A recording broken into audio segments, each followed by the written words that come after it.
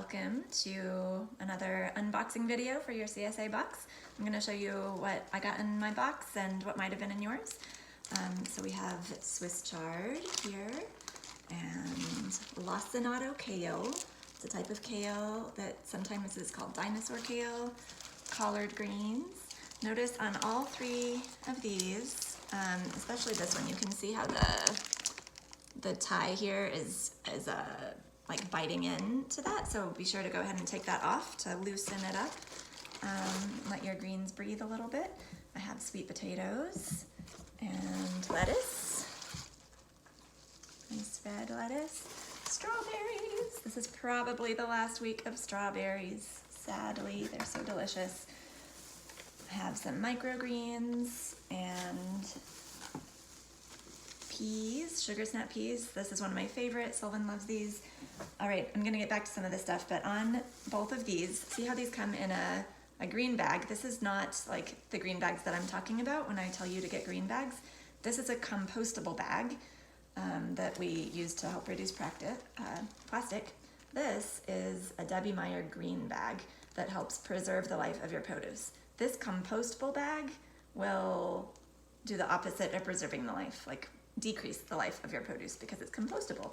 So when you get this, transfer it to a Debbie Meyer green bag, or at least to some sort of plastic bag and out of the compostable bag. You can compost the compostable bag or dispose of it how you would like to, but that's pretty important. So the sugar snap peas are some of my favorite. Just tear the top off, take the string off, and then you can just eat it, or cut it up and use it in salad with your nice lettuce. We have beets. We're really excited about beets. I'll talk a little bit more about these. So you can just cut off the tops, keep that tie on, and put it with your greens in another one of these green bags. See, they're reusable. This is a big one, and so I'll like stick all the greens together in here, use it over and over again. On the beets, there's lots of different things you can do with beets.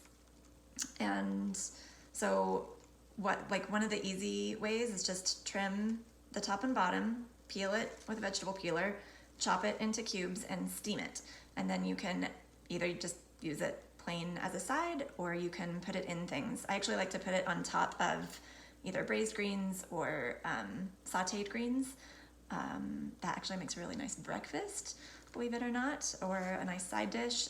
You can also put it into some sort of like quinoa or couscous salad as an addition, or you can try pickling them. So you can either do that same method of cooking them and then put it in a pickle mixture. I'll tell you more about that maybe in a newsletter.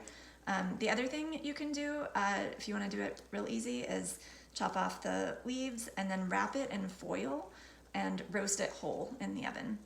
And so that would reduce chopping time. So wrap each one with foil, roast in the oven for quite a while, probably like an hour, and then when it's done, the skin will just peel off. So that's another way of doing it, and then you can either eat it after that or pickle it. Another thing I like to do with beets is peel it again, chop off the bottom, and then shred it like just in a cheese shredder, and put it on top of salads, and so that's really nice. Let's see here, what else? I have some garlic scapes. This is, I think I introduced garlic scapes before. Again, remember to take off the rubber band. So one thing that I'm gonna do, one of the recipes I love, is coconut, what is it called? Curry coconut braised greens. And it cooks down the collards and Swiss chard for a really long time. I'll probably use most of these in that dish to add some flavor. I'll post a link to that in our newsletter. Let's see here, but one of the things that recipe calls for is you use the stems differently. So you do pickled chard stems. So it's pickling week apparently. So cut off the gnarly ends and then maybe just like slice it down the center like that to get it a bit smaller. Chop it kind of bite-sized pieces, and then make a pickling mixture of basically equal parts water, vinegar, and sugar. You can heat it up a little bit to let the sugar dissolve and then pour that over the chard stems. You can put spices in it if you want to, or you don't have to. and then let it sit for at least 20 minutes, and then it'll last in the refrigerator for at least a week or more. Pickled beets will last quite a bit longer than that, probably like 4 to 6 weeks or more.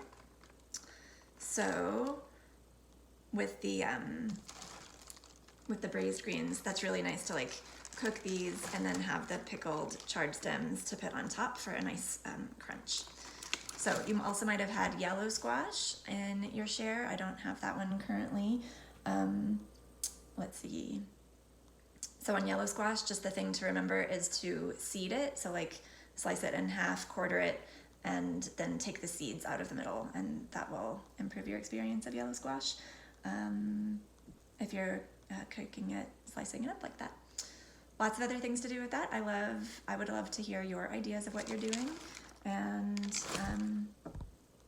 that's it. Enjoy.